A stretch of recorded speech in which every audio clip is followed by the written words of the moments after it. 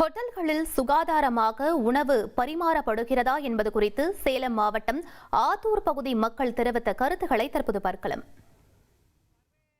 பண்றவங்க அந்த ஹோட்டல்ல துணி துடைக்க கூடாது, டேபிள் துடைக்க கூடாது.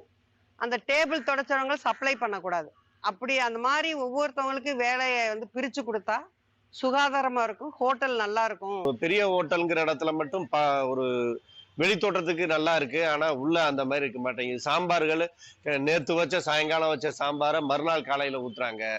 அதே மாதிரி கறிகள் எல்லாம் வித்தாலும் விற்கலைன்னா அதை வச்சு விற்கிற மாதிரியும் ஒரு சூழல் இருக்கு.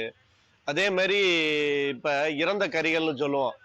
ஒரு உதாரணத்துக்கு பண்ணையில கோழிகள் இறந்து கிடக்கும், அதெல்லாம் வாங்கிட்டு ஹோட்டல்ல வச்சு செஞ்சு வித்துட்டு இருக்காங்க. சுத்தமான முறையில் சுகாதாரமான முறையில் சில ஹோட்டலில் அப்படி நடந்துக்கிறாங்க, சில ஹோட்டலில் அப்படி மாதிரி நடந்துக்க மாட்டேங்கிறாங்க. அந்த சப்ளை பண்ணுற அந்த இடங்கள், தோசை போடுற இடங்கள், இந்த இடங்கள்லாம் பார்த்திங்கன்னா சுகாதாரம் இல்லாமல் இருக்குது.